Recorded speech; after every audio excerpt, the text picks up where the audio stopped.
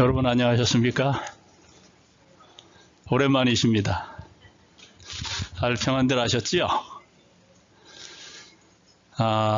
날씨에 또 비가 오는데 올해 또 비가 많습니다. 그죠?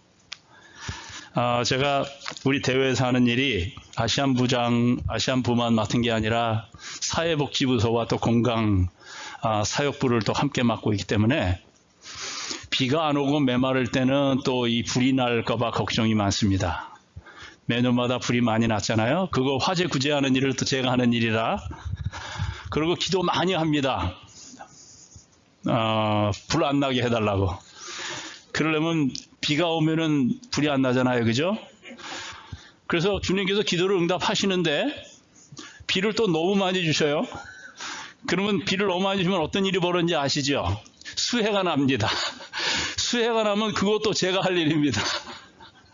그래서 비가 오나 비가 안 오나 하여튼 일이 많습니다. 그렇지만 하나님께서 감당할 만큼만 허락하시는 것 같아서 늘 감사합니다. 그러나 제가 하는 일 중에 그래도 가장 제가 기도 많이 하고 심혈을 기울이는 일이 우리 아시안교회의 일입니다. 아시안교회 지금 21곳 교회, 집회소, 그다음에 그룹들을 합쳐서 21곳에 우리 그룹들이 있는데, 교회가 있는데, 이 평안을 위해서 또 여러 가지 인사행정을 위해서 늘 전도를 위해서 늘 기도하고 있는데, 여러분 이 노스베이 교회를 위해서도 제가 빠지지 않고 늘 기도합니다. 자주는 못 오지만은 제가 늘 음으로 양으로 소식을 듣습니다. 그래서 여러분들 다 평안하시리라 믿고, 여러분 안에서 선한 일을 시작하신 좋으신 하나님께서 그분 오실 때까지 여러분 안에서 시작하신 선하시고 아름다운 일을 온전히 이루실 수 있기를 간절히 기도하며 또 소원해 마지 않습니다. 오늘 제가 여러분에게 드릴 말씀의 제목은 영원한 나라에 넉넉히 들어가려면 이라는 제목을 가지고 오늘 말씀을 나누도록 하겠습니다. 여러분 한번 이 사람이 누군지 한번 맞춰보시기를 바랍니다.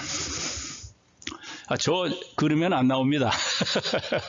그냥 이 사람이 누구일까요? 이 사람은 어렸을 때부터 목사가 될 꿈을 가지고 있었고, 이 사람은 때때로 빈 의자에 올라서서 목사 흉내를 내기도 했습니다. 그리고 이 사람은 근데 노래에 아주 천부적인 재질을 가지고 있었고, 음악 공부를 근데 하지 않았어요. 그런데도 불구하고 그가 살고 있는 지역의 교회에 훌륭한 찬양대원으로 열심히 활동도 했습니다. 그래서 이 음악 감상에 대한 요리도 아주 대단히 뛰어났어요. 그래서 한 번은 여러분 이 오페라, 이 바그너, 오페라를 작은 바그너 있죠. 그의 그 작품을 10번이나 똑같은 거를 들은 일이 있다고 합니다. 그리고 그가 얼마나 음악적인 재능이 뛰어났는지 한 번 음악을 딱 들으면 그 음악을 그냥 기억해가지고 콧노래로 친구들에게 그가 그냥 한번 들은 거를 다시 재방영해 줄 정도로 그렇게 뛰어난 사람이었습니다. 역사면 역사, 철학이면 철학, 예술 등 각방면의 책을 즐겨 읽었고 재능 또한 대단했습니다. 근데 이가 전쟁이 나서 군대에 갔어요. 군대 가면 여러분 군인들이 뭐 합니까? 전투하기 위해서 참호를 파잖아요. 참호를 파가지고는 숨어 있는데 작은 강아지가 한 마리 들어왔습니다. 그 강아지를 붙잡아가지고 그 강아지가 너무 불쌍해가지고는 자기가 갖고 있는 그 주머니를 털어가지고 먹을 거를 다 이 강아지에게 내주고는 부드럽게 쓰다듬어주고 둘은 친구가 됐어요. 근데 어느 날 누가 그 강아지를 훔쳐갑니다. 그러자 그는 슬픔에 잠겨서 너무 슬퍼서 친구가 없어진 것 때문에 며칠 동안 제정신이 아니었답니다. 그리고 한 번은 배고픈 이 쥐떼를 보고 자기의 빵 부스러기로 그 쥐들을 먹여 살렸어요. 그는 전혀 어떤 사람에게도 어떤 짐승에게도 이 해라고는 끼칠 줄 모르는 그런 사람이었습니다. 특히 그는 집안이 가난하거나 어떤 결함으로 정상적인 사람들처럼 행복한 삶을 누리지 못하는 사람들에게 특별히 사랑하고 아끼는 그런 좋은 품성을 가지고 있었어요. 한 번은 어느 한 가난한 사람이 달걀 2개를 이 사람에게 줬더니 그 달걀 2개를 받는 게 너무 감격스러워서 감사의 눈물을 흘렸어요. 얼마나 마음이 여리고 착했느냐면 어린 아이가 놀다가 넘어져가지고는 의자에 머리를 부딪혀가지고는 머리가 깨져가지고 우는 겁니다. 그랬더니 이 사람이 그걸 보고는 의자에게 가가지고는 의자에 떼찌 하면서 의자를 대신 때려줄 정도로 그렇게 착한 사람이었어요. 그는 젊었을 때에 그 어머니에 대한 훌륭하고 아름다운 시를 써서 사람들에게 어머니를 사랑하라고 권면까지 했습니다. 아름다운 성품을 가지고 있죠. 이 사람이 누구일까요? 짐작을 하시겠습니까? 이 사람이 누구일까요? 이거 혹시 알아맞히시는 분은 엄청난 상식과 지식을 갖고 계시는 분입니다. 이 사람의 이름을 들으면 아마 여러분 놀라실 겁니다. 그 사람은 바로 이 사람입니다. 아돌프 히틀러. 이 사람이 후일에는 지구 역사상 가장 잔인하고 악마적인 사람이 되어버린 것입니다. 우리가 몸에 지니고 있는 모든 개성이, 모든 성격이, 성품이 선하고 거룩한 통제를 벗어나면, 즉 하나님의 성품을 닮아가지 아니하면 우리의 품성은 하나님적이지 않은 성품으로 굳어지게 되어 있음을 이 단적인 인물이 보여준다고 할 수 있겠습니다. 오래전 이탈리아에서 북아프리카 출신의 한 청년이 이상한 종교, 마니교라고 하는 종교에 빠졌습니다. 마니교라고 하는 종교는 인간의 방탕함을 합리화하는 종교였어요. 교리적으로 방탕이 인간의 가장 자연스러운 본능의 표현이라는 것을 강조하던 이단 속에 심취한 그는 아주 편안하게 마음대로 죄를 부어 마셨습니다. 그리고 이 사람은 수사학을 전공했기 때문에 말하는데 아주 그냥 얼마나 말이 달변가인지 모릅니다. 논리정연하게 이 사람하고 논쟁을 했다가는 이기는 사람이 거의 없을 정도로 대단한 응변을 통해서 자기의 저질 행동과 부도덕한 삶을 얼마든지 합리적으로 변증할 수가 있었던 사람이었습니다. 그런데 하나님께서 사람의 마음속에 뭐를 두셔요? 양심을 두셨어요. 그렇게 죄를 물 퍼마듯이 마셨지만은 그의 양심은 편할 수가 없었던 것입니다. 그는 죄를 지으면서도 그의 양심은 늘 허탈하고 불안하고 공허했어요. 그러던 어느 날 갑자기 자기의 집 바깥 정원에서 아이들이 놀고 있는데 들어서 읽어라, 들어서 펴서 읽어라라고 하는 소리가 들려온 겁니다. 깜짝 놀라서 보니까는 마치 자기 앞에 한 너덜너덜한 책이 떨어져 있는데 그 책을 딱 들어가지고는 펼쳐서 보니까 무슨 말씀인 거예요? 오늘 우리가 읽게 될 바로 이 말씀이 눈에 딱 보이는 것입니다. 로마서 13장 11절에서부터 14절 말씀. 또한 너희가 이 시기를 알거니와 자다가 깰 때가 되었으니 이는 이제 우리의 구원이 처음 믿을 때보다 가까웠음이니라. 밤이 깊고 낮이 가까웠으니 그러므로 우리가 어둠의 일을 벗고 빛의 갑옷을 입자. 낮에와 같이 단정히 행하고 방탕과 술 취하지 말며 음란과 호색하지 말며 쟁토와 시기하지 말고 오직 주 예수 그리스도로 옷 입고 정욕을 위하여 육신의 일을 도모하지 말라. 그는 이 말씀 앞에 정신을 차리기 시작합니다. 이 말씀에 한번 뒤통수 팍 얻어맞은 듯한 느낌의 충격을 경험합니다. 그가 그래서 그의 어린 시절에 자기의 입술로 찬양하던 예수, 자기의 어머니가 사랑했던 예수 앞에 다시 돌아와 자기의 죄를 회개하고 그리스도의 위대한 제자가 됩니다. 그가 누구예요? 우리가 잘 아는 성 어거스틴인 것입니다. 그래서 성인의 반열에 오를 정도로 그의 품성이 변화되기 시작합니다. 이 경험 이후에 그는 세상에서 썩어질 것을 피하여 빛의 갑옷을 입었고 주 예수 그리스도를 옷 입게 되었다는 말씀이죠. 그의 품성이 하나님의 품성을 닮아가게 되었다는 말씀입니다.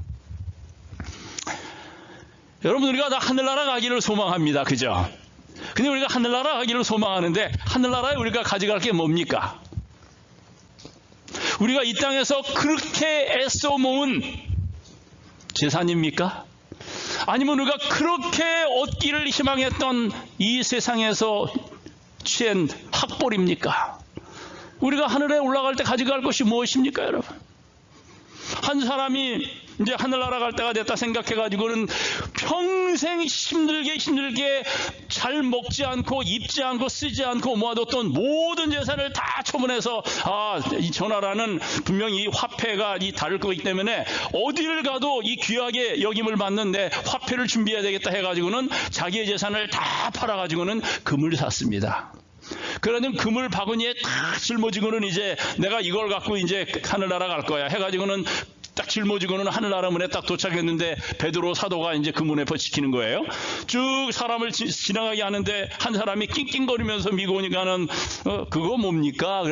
나 이거 뭐 얘기할 수 없습니다. 그러니까 그래도 좀 보여주세요. 안 보여주려고 그러는데 한번 보십시다 해가지고 딱 베드로가 보니까는 뭐예요? 금덩어리가 탁 들어있는 거예요. 이게 뭐하러 갖고 오시는 겁니까? 이 하늘에서도 쓸 일이 있어서 내가 이 땅에 있으면서 잘 먹지 않고 입지 않고 그래가지고 모아놓은 거를 다 이 금으로 바꾼 겁니다. 혹시라도 제가 이곳에서 쓸 일이 있을까 봐요 라고 이야기했더니 베드로가 뭐라고 그랬다 그래요? 아니 이 무거운 거를 이렇게까지 갖고 오셨습니까? 아니 이 무거운 거는 여기에서 이 도로 재료인데 이 도로 재료를 이렇게 갖고 와서 뭐 하시겠을 겁니까? 흔한 것이 이 도로 재료인데 하면서 베드로가 그렇게 재미나게 이야기했다는 재미나는 이야기가 있습니다. 여러분 우리가 하늘나라 갈 때 뭘 가지고 갑니까? 넉넉히 하늘에 들어가기 위해서 우리가 가져갈 수 있는 건 뭐예요? 우리의 변화된 뭐라고요? 품성이요. 우리의 변화된 품성입니다. 여러분 똑같은 로마서 13장 11절에서 14절까지 있는 말씀을 사도 베드로는 다음과 같이 우리에게 말을 바꿔서 빛을 던져줍니다. 베드로후서 1장 4절에서 8절까지 있는 말씀인데 오늘 참 하나님의 섭리로 공교롭게 오늘 우리가 읽은 교동문도 이 베드로후서 1장 이 4절에서부터 8절까지 있는 이 말씀 그리고 이제 여기서 좀 더 나가면 이제 11절까지 우리가 읽겠지만은 그 말씀이 여기 기록되어 있는 것입니다. 여기 말씀이에요. 이로써 그 보배롭고 지극히 큰 약속을 우리에게 주사 이 약속으로 말미암아 너희로 정욕을 인하여 세상에서 썩어질 것을 피하여 신의 성품에 참여하는 자가 되게 하셨으니 이 말씀은 아까 방금 전에 읽은 로마서 13장의 말씀을 반복하는 듯이 보여지는 겁니다. 이러므로 너희가 더욱 힘써 너의 믿음의 덕을 덕의 지식을 지식의 절제를 절제의 인내를 인내의 경건을 경건의 형제의 우애를 형제의 우애의 사랑을 공급하라. 이런 것이 너에게 있어 흡족한즉 너희로 우리 주 예수 그리스도를 알기에 게으르지 않고 열매 없는 자가 되지 않게 하려 함이라 라고 말씀하셨어요. 그리고는 11절에 뭐라고 말씀하셨어요? 이같이 하면 우리 주 곧 구주 예수 그리스도의 영원한 나라에 들어감을 어떻게 우리에게 주신다고요? 넉넉히 너희에게 주시리라 라고 말씀하셨습니다. 여러분 이 말씀을 도표로 그리면 이렇습니다. 이 말씀이 베드로후서 1장 4절에서부터 이 8절까지 있는 말씀을 이 도표로 그린 거예요. 제일 아래 뭐가 있다? 신의 성품에 참여하는 자가 되기 위해서는 뭐가 가장 기본적으로 있어야 된다고요? 믿음. 그 다음에 뭐요? 덕의 지식의 절제를, 절제의 인내의 경건의 형제우애의 사랑을 공급하라라고 이야기합니다. 여러분 가장 밑에 뭐가 있습니까? 믿음이 있습니다. 신의 성품에 하나님의 성품에 참여하는 자가 되려면 먼저 믿음이 있어야 한다고 말씀합니다. 여러분 사도 요한도 이 시대의 하나님의 마지막 남은 자손의 특징은 뭐라고 말씀하셨어요? 하나님의 마지막 남은 자손의 특징은 이는 성도의 인내가 여기 있나니 저는 하나님의 계명을 지키며 뭐라고요? 예수의 믿음을 가진 자니라라고 이야기하면서 믿음을 강조하고 있는 것입니다. 예수를 믿는 믿음을 이야기하는 것인지 아니면 예수께서 가지고 계셨던 믿음을 이야기하는 것인지는 상관없습니다.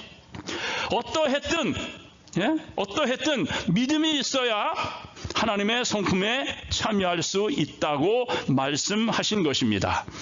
그러면 우리로 하여금 하나님의 성품에 참여할 수 있도록 하는 이 믿음은 무슨 믿음인가? 여러분 성경 마태복음 8장 초반에 보시면 마태복음 5장, 6장, 7장에서 제자들을 부르신 예수님께서 산 위에서 제자들에게 천국 가는 자의 삶을 이루어야 된다라고 수훈을 말씀하신 후에 산에 내려오셔서 사람들의 여러 가지 병을 고치시는 기사가 나옵니다. 문둥병을 고치시고 백부장의 종을 고치시고 베드로의 장모의 병을 고치십니다. 그리고는 옆 지방으로 가시기 위해서 배에 오르는 모습이 나오고요. 그런데 옆 지방으로 가기 위해서 모두 배에 몸을 실었는데 어떤 일이 벌어집니까? 큰 놀. 마태복음에서는 큰 놀, 마가복음과 누가복음에서는 큰 광풍이라고 표현하는 엄청난 파도가 제자들이 타고 있는 배를 위협합니다. 그리고 이들을 죽기까지 몰고 가는 것입니다. 그런데 이 배에 누가 계십니까? 이 배에 예수님이 계셔요. 근데 예수님이 뭐하고 계셨습니까? 주무시고 계셨는데 어디에서 주무시고 계셨다고요? 고물에서 베개를 메고 주무셨다라고 이야기합니다. 근데 여러분 배에 대해서 얼마나 아시는지 제가 모르겠지만 여러분 배가 있어요. 배가 갑니다. 여러분 배는 배의 앞머리를 고물이라고 합니까? 배의 뒷머리를 고물이라고 합니까? 배의 앞머리를 고물이라고 생각하시는 분 손 드시기 바랍니다. 배의 뒷머리를 고물이라고 생각하시는 분 손 드시기 바랍니다. 요 몇 분은 아주 자신 있게 틀리셨어요. 처음부터. 배의 고물은 배의 뒷머리입니다. 뒷머리. 그러면 배가 갈 때에 여러분 배가 앞이 들립니까? 배의 뒤가 들립니까? 앞이 들리죠, 장님. 배가 뒤가 들리면은 배는 바닷속으로 물속으로 들어가게 되는 겁니다. 그러면 여러분 이 배가 앞이 들려서 이렇게 가게 되는데 배의 고물이 배의 뒤라고 하면은 만약에 파도가 치면 광풍이 치면 배의 어느 부분에 물이 더 잘 들어갑니까? 뱃머리 앞쪽입니까? 아니면 배 고물입니까? 고물이지요. 근데 고물에 누가 주무신다고요? 예수님이 주무신다고요. 그러면 예수님이 고물에서 베개를 메고 누우셔서 잠을 주무시는데 파도가 치는 거를 아셨을까요? 모르셨을까요? 당연히 아셨겠죠. 왜냐면 이 배가 이렇게 가면은 광풍이 치는데 물이 난리가 났을 거 아닙니까? 그래서 제자들이 물을 퍼내느라고 난리를 치다가 도저히 안 되니까는 결국 예수님을 깨운 거 아닙니까? 근데 여러분 예수님이 어떻게 하셨다고 그러셨어요? 주님께서는 그렇게 편안하게 누워 계실 수가 없을 정도로 아주 편안하셨어요. 근데 뭐 때문이라고 이야기합니까? 하나님을 믿는 믿음 때문이었다고 얘기합니다. 이 말에 대해서 시대소망은 이렇게 증언합니다. 예수께서 일어나셔서 폭풍을 대하셨을 때 그는 극히 평온하셨다. 예수의 마음에는 두려움이 없었으므로 말이나 표정에 두려워하시는 기색이 없었다. 그러나 예수께서는 당신이 가지신 전능하신 능력에 의뢰하지 않으셨다. 예수께서 조용히 쉬신 것은 땅과 바다와 하늘의 주의 입장에서 하신 것이 아니었다. 그 능력을 그는 버리셨던 바 내가 아무것도 스스로 할 수 없노라고 그는 말씀하셨다. 예수께서는 하늘 아버지의 능력에 의뢰하셨다. 예수께서 쉬신 것은 믿음, 곧 하나님의 사랑과 돌보심을 믿는 믿음 안에서였으며 폭풍을 잔잔하게 한 그 말씀의 능력은 하나님의 능력이었다라고 이야기를 합니다. 여러분 제자들도 예수님을 의뢰했다면 저들은 평강 가운데 있었을 거라고 이야기합니다. 하지만 위기를 당했을 때의 저희의 두려움은 그들의 불신을 드러내 주었습니다. 그들은 자신을 구원하려고 노력하는 중에 예수를 잊고 있었어요. 우리들처럼 말이에요. 여러분 우리 또한 얼마나 흔히 제자들이 겪는 경험을 겪고 있어요. 시험의 태풍이 점점 거세어지고 번개불이 무섭게 번쩍거리며 파도가 우리를 덮칠 때에 우리는 우리를 도우실 수 있는 예수가 계심을 잊어버리고 홀로 폭풍과 싸웁니다. 우리의 희망이 사라지고 멸망 직전에 빠질 때까지 우리는 우리 자신의 힘을 의뢰합니다. 그리고는 도저히 불가능하고 느낄 때까지 해보고 그런 다음에 그때야 우리는 누구를 기억해요? 겨우겨우 그래도 다행이에요. 안 기억하는 것보다 겨우겨우 누구를 기억합니까? 예수를 기억하는 겁니다. 여러분 파도를 잔잔하게 하신 예수님께서는 제자들에게 뭐라고 말씀하셨어요?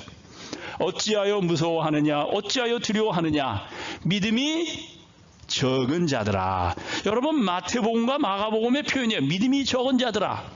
그런데 누가복음은 너희의 믿음이 어디에 있느냐라고 기록합니다. 너의 믿음이 어디에 있느냐? 예수께 있지 않은 믿음은 믿음이 적은 것입니다. 아니, 믿음이 없는 것입니다. 바람과 바다라도 잠잠케 하시는 예수께 믿음이 없다 보니까 그들의 행로에 이르러 온 광풍을 그들이 감당하지 못하고 두려워 떨었던 것입니다. 여러분, 마태복음 8장 초반에서 분주한 하루의 일과 후에 이웃 마을로 가자고 하신 분이 누구예요?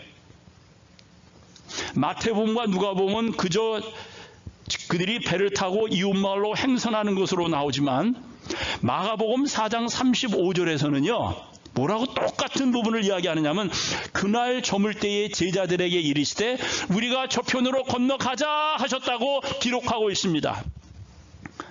주님께서 요청하신 여행이면 주님께서 책임지시지 않겠습니까? 그것이 광풍이든 지진이든 천재지변이든 주님께서 요청하신 여행이고 주님께서 그들의 삶의 배에 타고 계시면 주님께서 그 안전을 책임지시지 않으시겠습니까? 여러분, 남은 자들의 삶은 주님께서 선택하신 삶입니다. 주님께서 선택하셨으면 주님께서 책임지시지 않겠습니까? 여러분들의 삶이 선택받으셔서 이 자리에 앉아 계신 거예요. 주님의 부르심으로 여러분께서는 이곳에 나오고 계신 겁니다. 내가 다른 데 보니까는 토요일이 됐는데 그냥 비도 죽죽 오고 별로 할 것도 없고 갈 데도 없고 그래서 오신 거 아니잖아요, 여러분. 여러분의 마음속에 성령께서 내가 하나님의 전에 가야 되겠다, 말씀을 드려야 되겠다, 예배를 드려야 되겠다. 여러분, 그거는 성령께서 주신 생각이십니다. 그 생각 때문에 여러분의 삶이 이곳에 앉아 계시면 여러분의 삶은 하나님이 축복해 주시고 책임져 주신다고 말씀하신 것입니다. 성경에 나와 있는 남은 자손의 삶은요, 하나님이 부르신 자의 삶이기 때문에 어떤 환난과 고난과 핍박과 박해가 있다 할지라도 결국에 가서는 하나님이 책임져 주시는 삶이 남은 자손의 삶인 것입니다. 그래서 우리에게 믿음이 필요한 것입니다. 하나님의 품성을 닮아가기 위해서 가장 기본적인 것이 그래서 믿음이라고 가장 바닥에 있는 것입니다. 그런데 제자들은 믿지 못했어요. 믿지 못했으니 두려워할 수밖에 없었던 것입니다. 무서워할 수밖에 없었던 것입니다. 그들의 믿음이 예수님께 있지 않았거든요. 여러분, 그래서 하나님의 품성에 참여하려면 믿음이 가장 기초가 되는 이유가 여기에 있는 것입니다. 여러분의 믿음을 어디에 두시겠습니까? 여러분의 아름다운 계획에? 여러분의 능력에? 아니면 여러분의 사업에? 아니면은 여러분의 든든하고 안전한 여러분의 은행구자에 여러분의 믿음을 두시겠습니까? 아니면 여러분 자신에게 두시겠습니까? 그러면 여러분의 계획이, 여러분의 능력이, 여러분의 사업이, 그리고 건강하시던 여러분 자신이 광풍에 휩쓸리고 고난의 물이 여러분의 삶의 배에 꽉 차게 되면 그때는 어떻게 하시겠습니까? 참으로 불투명한 미래의 미지의 바다를 향해 항해를 계속하시는 남은 자손 되신 여러분, 믿음의 주요 온전케 하시는 예수를 여러분의 마음속에 그리고 여러분의 시야에서 결코 놓치시는 일이 없게 되기를 간절히 바랍니다. 그래서 하나님의 성품에 참여하는 삶을 사시려면 예수를 깊이 바라봐야 하고 그분을 먼저 믿어야 되는 이유가 여기에 있는 것입니다. 죽기 일보 직전에만 그렇게 하는 것이 아니라 매일 매순간 그리스도를 바라봐야 하는 것입니다. 그분이 나의 삶의 배에 키를 붙잡고 계신지 매일 매순간 확인해야 하는 것입니다. 그래야 내 믿음이 내 안에서 자라오게 되는 것입니다. 거기에 뭐라고요? 성경은 신의 성품에 참여하는 자가 되려면 우리가 가지고 있는 믿음에 무엇을 공급해야 된다고요? 믿음에 덕을 공급해야 된다고 말씀하고 있어요.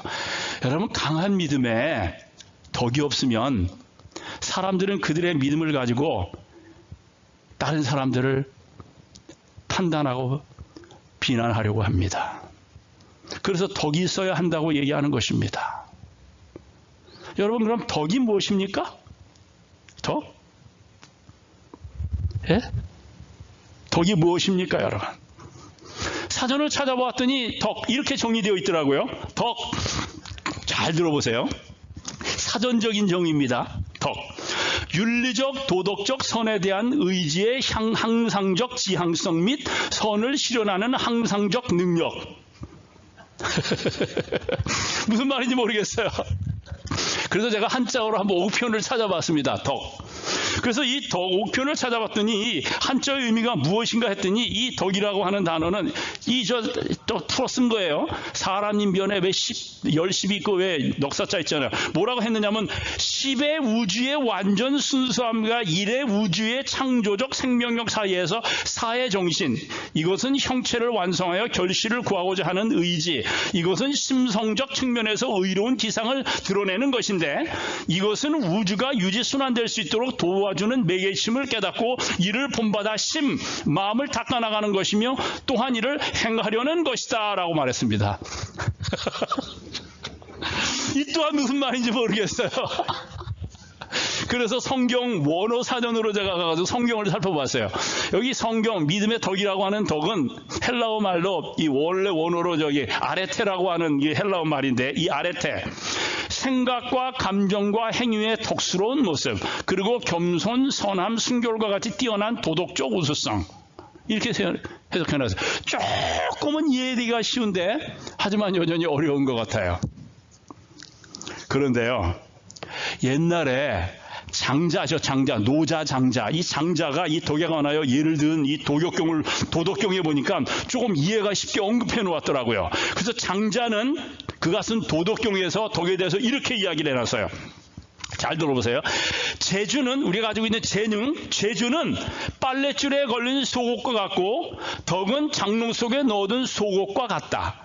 산들바람만 스쳐도 대낮 하늘 밑에서 창피한 줄도 모르고 오가는 사람들의 눈앞에서 재주라는 속옷은 나풀거린다. 그러나 장롱 속의 덕이라는 속옷은 남의 눈을 피하여 그것을 입을 사람에게 추위를 면하게 해주려고 항상 기다리고만 있을 뿐이다. 덕은 한 번 나타나면 반멸되고 두 번 나타나면 없어져 버린다. 그러므로 덕을 앞세우면 차라리 덕이 없었던 것만도 못하게 되어버린다. 이것을 공치사라고 하는 것이다. 좋은 일을 했다 하여 생색을 내는 것은 무슨 꿍꿍이 속이 있었음을 말하는 것이므로 고마운 마음을 얻지 못한다. 덕이란 무엇인가? 고마운 마음을 얻게 하는 것이다. 덕은 마음을 가볍게 하고 입을 무겁게 하며 귀를 두텁게 하고 눈을 밝게 한다. 그러나 덕이 마음속에서 나와 입을 통해 바람을 탈 때는 반나절 양지 쪽 햇볕에 불과할 뿐이다. 좀 이해가 쉽죠? 여러분, 이 말씀은 마치 오른손이 하는 일을 왼손이 모르게 하라는 주님의 말씀과 같다는 생각이 들지 않습니까? 이 말씀이 덕을 위한 말씀인 것 같아요. 모든 선한 것들이 빛들의 아버지께로부터 온다는 말씀이 맞는 것 같습니다. 이런 덕스러운 마음속에 믿음이 있다고 하면 세상이 얼마나 강력한 증거가 되겠습니까? 그런데 덕이 없이 믿음만 있으면 어떻게 합니까?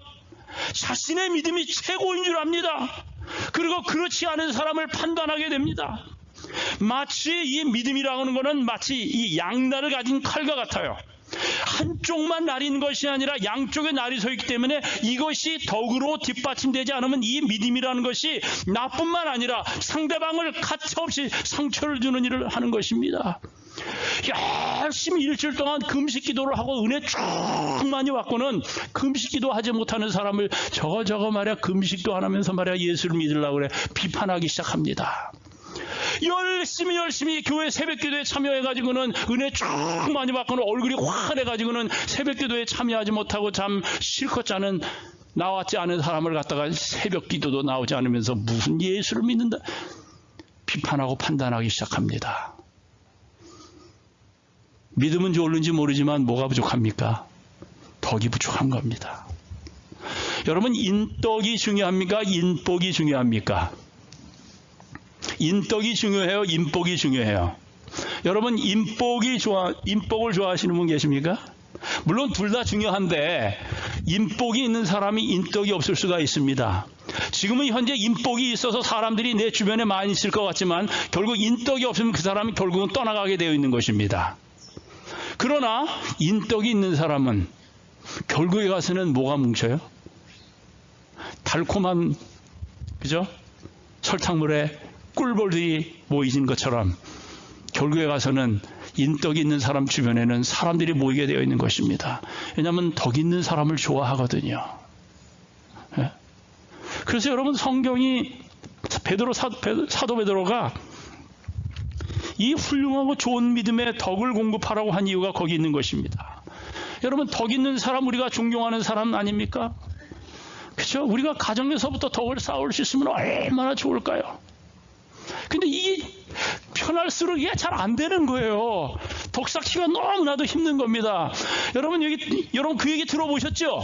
할머니 할아버지들이 모여가지고는 저 게임 하는데 여러분 잘 아시는 할아버지 할머니 이 사회자가 딱 보고는 게임을 하는데 그 할머니 뒤에 서 가지고는 이제 그 할아버지한테 이 플래카드를 보여주면서 글씨를 보여주면서 그 글자를 갖다가 이제 또 행동으로다가 아니면은 말로다가 풀어가지고는 그 맞히는 게임이에요. 할아버지가 그 뒤에 뭐가 있느냐면은 여러분 아시잖아요. 천생연분이라는 글자판을 보고 할머니를 향해서 이 할아버지가 천생연분이라는 말을 하면 안 돼요. 그러니까는 그 할머니가 설명하는데 뭐라고 설명했다고 그래요? 할아버지가 할머니한테 설명하니까 할망구 우리처럼 오래 잘 사는 사람을 뭐라고 하지? 할머니가 말했어요. 우리 부부 사이에 이거라고 하잖아. 그랬더니 할머니가 뭐라고 그랬대요? 왼수. 아니 네 글자. 객석은 웃음바다가 됩니다. 할아버지는 천생연분을 설명하지만 할머니는 아니 네 글자 그랬더니 뭐라고 그래요? 평생원수. 예? 그러자 사회자가 다시 물었어요. 할아버지, 그동안 부부싸움 안 하셨나요? 예, 할머니가 내 성격을 잘 알아서 모두 받아주었어요. 우리는 천생연분입니다. 그러자 할머니는 전혀 대답이 딴판인 거예요. 부부싸움이요 말도 말아요. 내 속 썩는 줄 누가 알겠어요. 하나님이나 검게 탄 내 속 아실지. 여러분, 덕이 있어야 한다는 말은 내 가족이 아닌 다른 사람에게만 보이는 것이 아닌 것 같습니다. 이 이야기 여러분 잘 아시나요? 근데 2탄이 있어요. 할머니와 할아버지가 나들이를 가게 되었어요.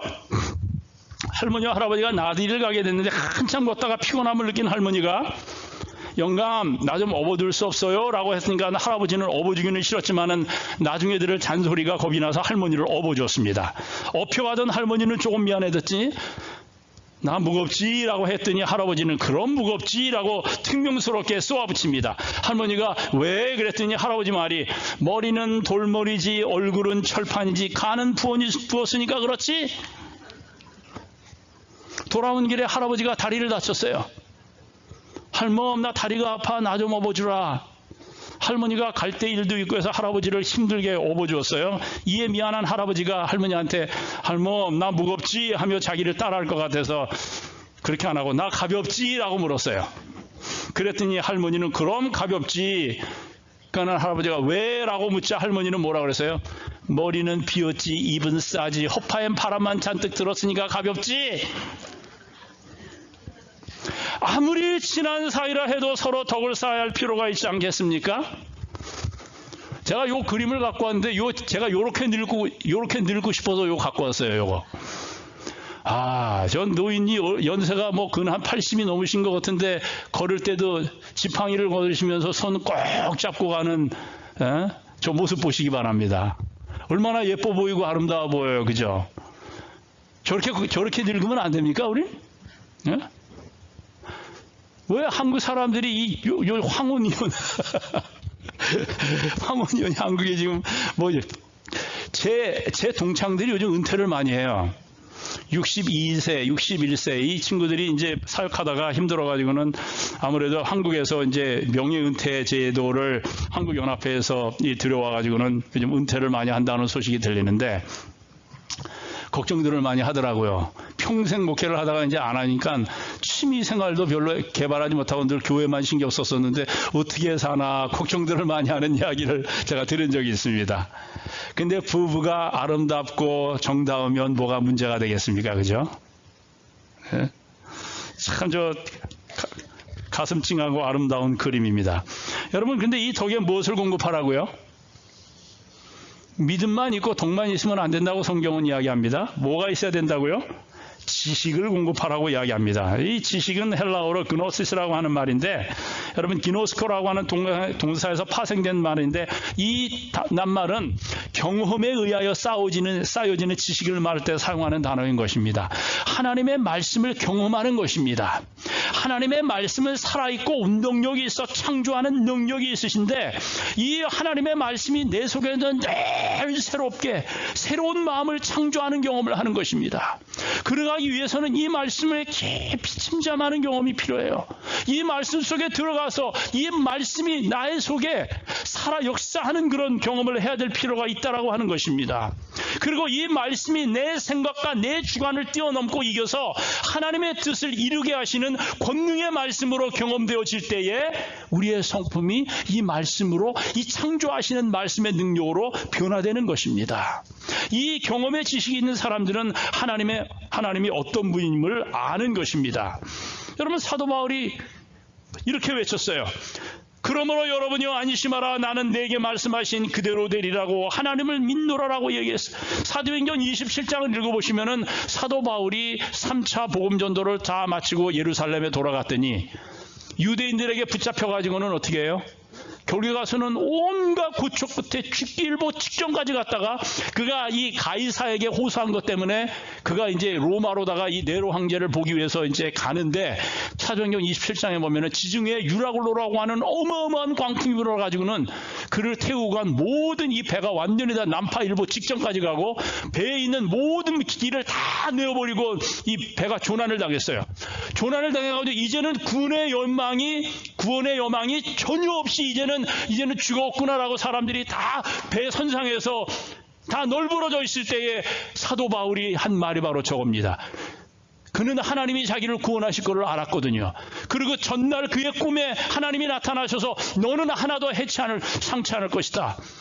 그리고 너와 함께한 무리들은 한 사람도 다치지 않을 것이라고 하는 말씀을 주셨는데 바울 사도가 그 말씀을 확신하고는 사람들에게 전한 말이 바로 저겁니다.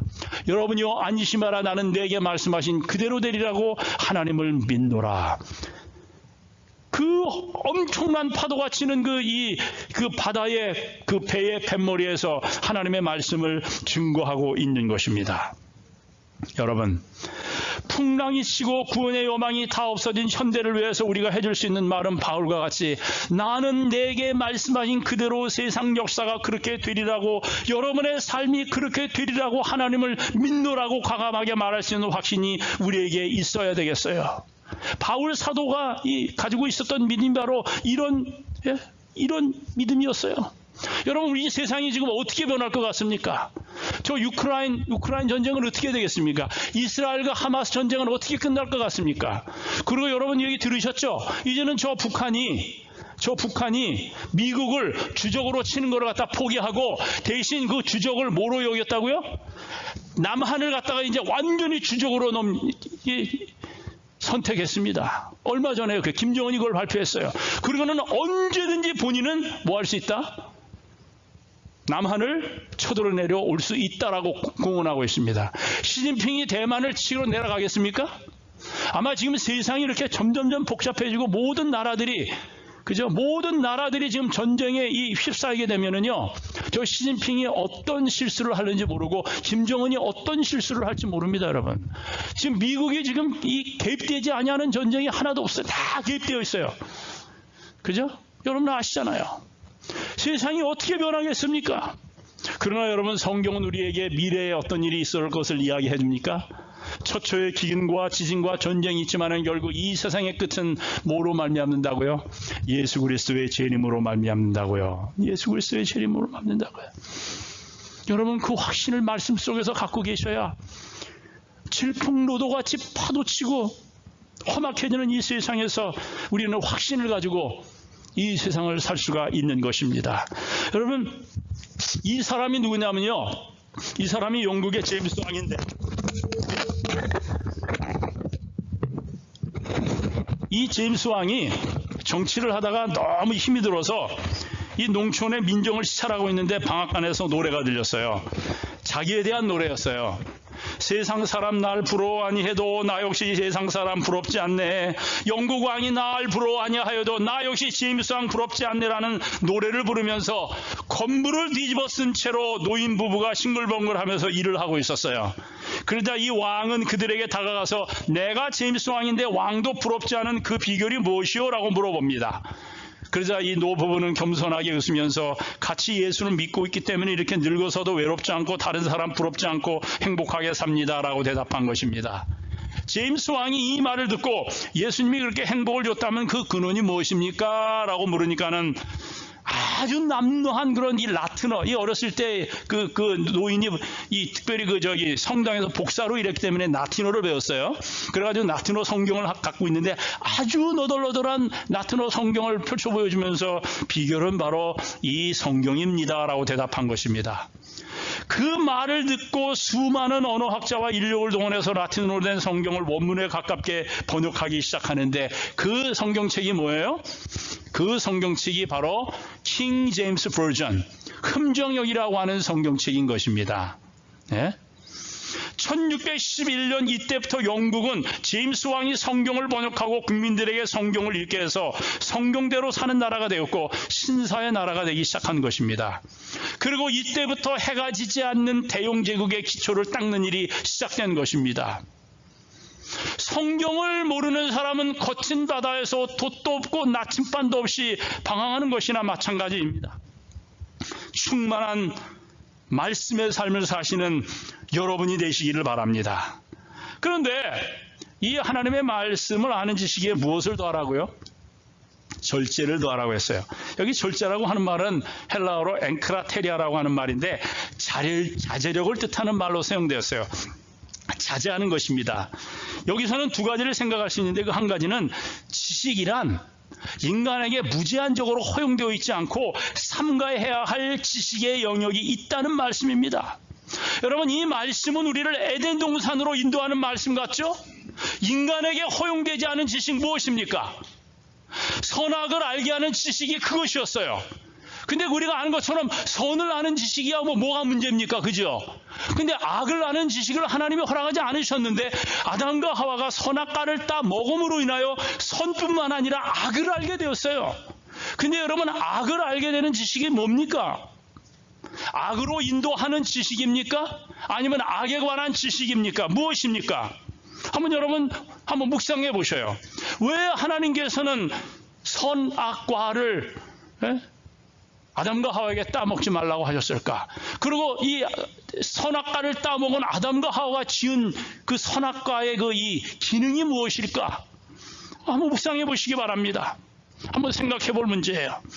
그리고 둘째는 허용된 지식이라 하더라도 그 지식으로 말미암아 교만해져서 넘어서는 안 될 영역이 있다는 것을 아는 힘을 말합니다.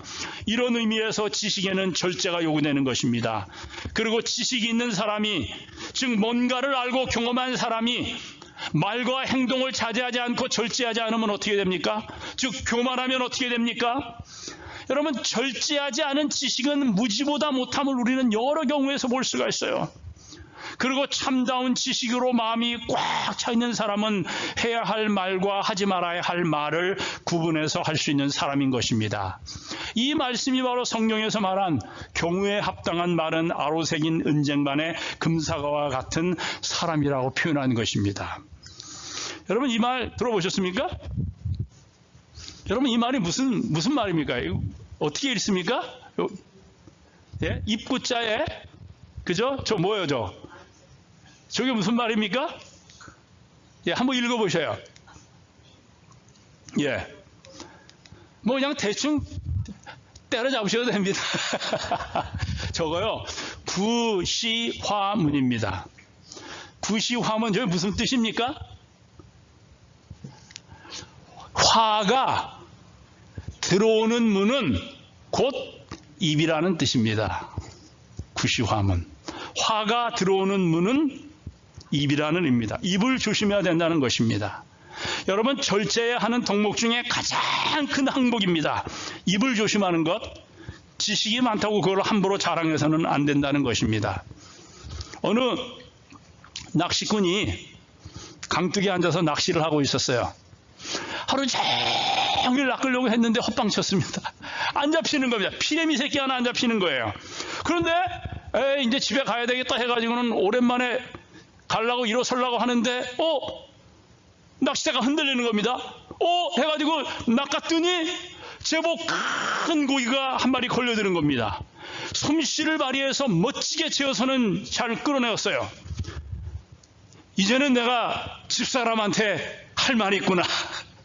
그러고는 이제 가려고 하는데 그때 강둑을 지나가던 어떤 여자가 낚시꾼이 고기를 잡아 올리는 모습을 보았습니다. 그 여자분은 낚시꾼 옆으로 다가가서 망태기 속에 고기를 한참 바라보더니 퍽스다스러운 어조로 다음과 같이 말을 합니다.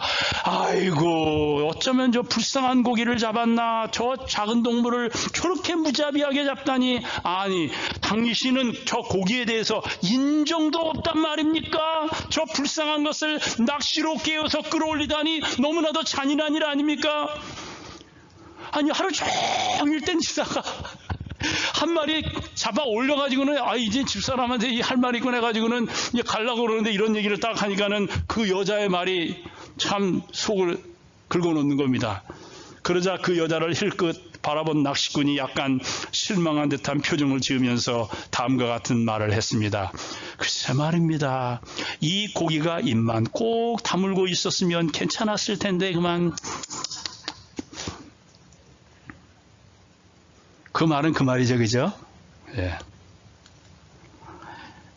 여러분, 에베소서 4장 29절에서 주님은 바울 사대의 붓을 빌어 말씀하시기를 모두 더러운 말은 너희 입 밖에도 내지 말고 오직 덕을 세우는데 소용되는 대로 선한 말을 하여 듣는 자들에게 은혜를 끼치라고 했습니다.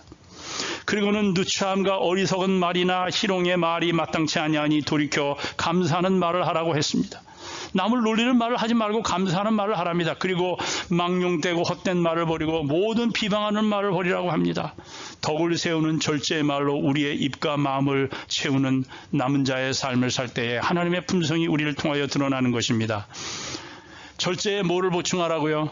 절제에 인내를 보충하라고요. 여러분, 하나님의 마지막 남은 자설의 특징이 뭐가 있어요? 성도의 인내가 여기 있나니. 참는 것 참으로 중요합니다. 여러분, 예수 믿는 일이 정말 많은 인내가 필요합니까? 많은 인내가 필요합니다. 여러분, 예수 믿는 일에. 여러분, 성경 보시면은 씨 뿌리는 자의 비유 아시죠?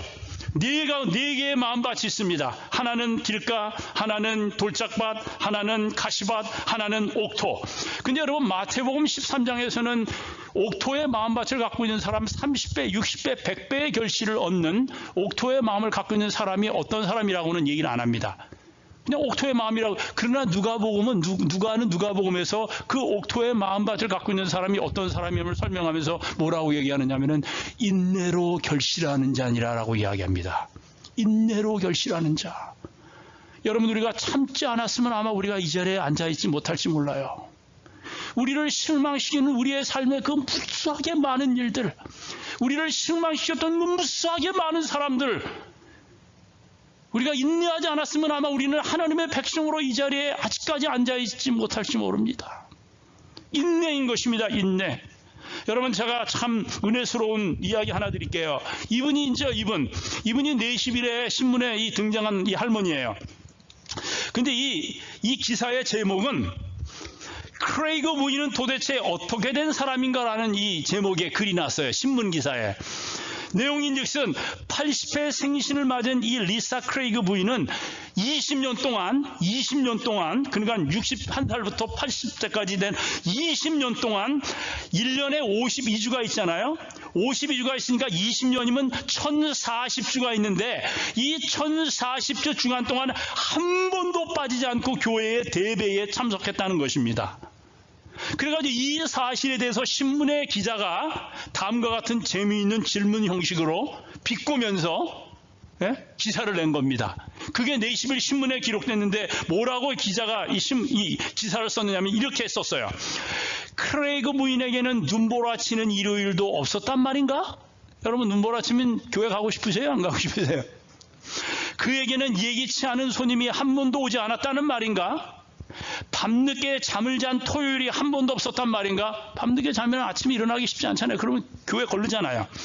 가족들과 함께 야외에 놀러 나간 일요일이 한 번도 없었단 말인가? 감기 몸살이 걸려 지독하게 아팠던 일요일이 한 번도 없었단 말인가? 그리고 그 다음이 재밌어요. 목사에게 화가 난 일이 한 번도 없었단 말인가? 목사에게 화가 나면 교회 가기 싫거든요. 한 번쯤은 텔레비전 설교를 보는 것으로 예배를 떼어야겠다는 생각을 한 적이 한 번도 없었단 말인가? 이렇게 신문 기사를 낸 겁니다. 이 크레이그 할머니에 대한 소식이 나오고 나서. 근데 이 신문을 크레이그 할머니가 읽었어요. 그러고는 그 신문사 편집장에게 다음과 같은 편지를 보냈는데 그것이 다시 신문에 실렸습니다. 편집장님, 훈련소에 입대하여 훈련을 받고 있는 병사에게 귀하가 질문한 것과 같은 사정이나 일들이 해당될 수 있는지 훈련소 소장에게 전화로 한번 문의해 보시기 바랍니다. 라는 내용이었어요. 전쟁을 위하여 준비하는 병사가 훈련소에서 비가 온다고 훈련 안 받습니까? 비가 온다고 눈이 온다고 전쟁이 안 일어납니까? 참 아름다운 이야기죠. 여러분은 신앙에는 절대적으로 자제력과 인내가 필요합니다. 그래서 뭐라 그러는 거예요? 인내가 필요하다고 이야기한 겁니다. 인내에 뭐를 더하라고요? 경건을 더하라고요. 제가 이제 시간이 다 됐기 때문에 제가 드리고 싶은 말씀은 많이 있지만, 제가 이제 정리하도록 하겠습니다. 요것만 말씀을 드릴게요. 여러분, 거북이 신자라는 말 들어보셨어요? 거북이 신자. 이 거북이는 원래 행동과 걸음이 늦기로 유명하기 때문에 거북이 신자라는 말은 일반적으로 늦게 발전하고 늦게 행하고 늦게 섬기는 사람을 가리킬 때 사용하는 말입니다. 그러나 이 말에는 좀 특별한 의미가 있음을 알아야 돼요. 여러분, 우리가 익히 보는 이 새, 동물 있죠? 새의 경우는 아무것도 먹지 않고 9일을 살 수가 있답니다. 사람도 일반적으로 먹지 않고 물도 마시지 않고 12일을 산다고 합니다. 물론 사람에 따라 달라요. 근데 물도 안 마시고, 근데 이제 물만 마시고는 40일도 살 수 있고, 그죠? 모세도 40일 금식했어요, 그죠? 예? 근데 사람은 일반적으로 평범한 사람은 아무것도 먹지 않고 물도 마시지 않고 12일을 살 수 있다고 합니다. 또 이 개, 멍멍이 있죠? 개의 경우도 먹지 않고 20일간을 살 수 있다고 합니다. 그런데요, 거북이는요, 먹지 않고 자그마치 500일을 살 수 있다는 것입니다.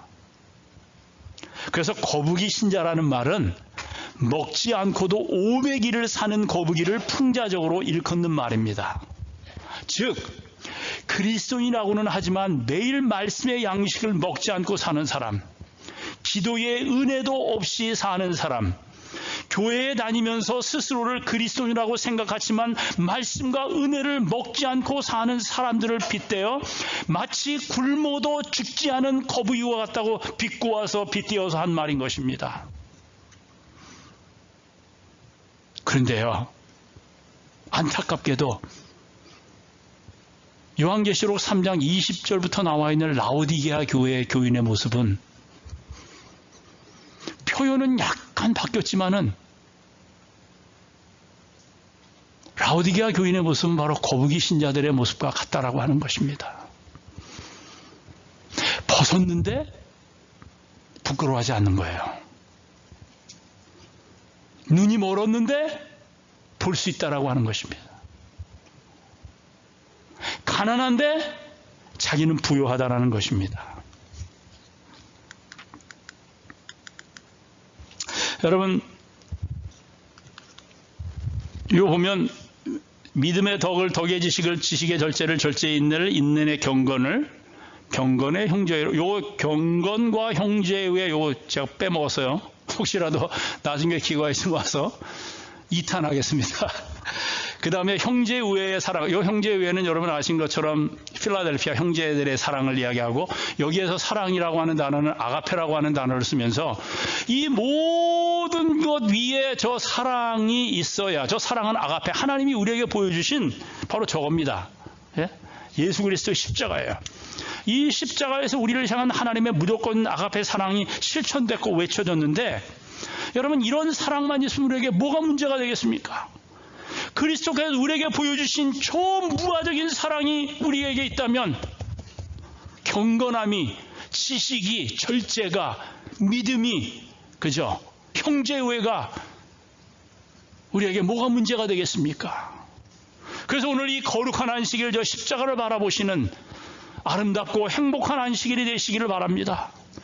나에게 보여주신 사랑처럼 끝없이 나를 주고 희생하는 저 사랑, 그리고 나를 포기하는 사랑이 있다는 사실을 깊이 생각하시고 그 사랑 속에서 호흡하시면서 행복하게 아름다운 그리스도인의 품성을 연마하시다가 우리 주님 예수님 재림하시면 넉넉히 그 하나님의 나라에 들어가시게 되는 저와 여러분이 되시기를 간절히 바라면서 말씀을 줄이도록 하겠습니다.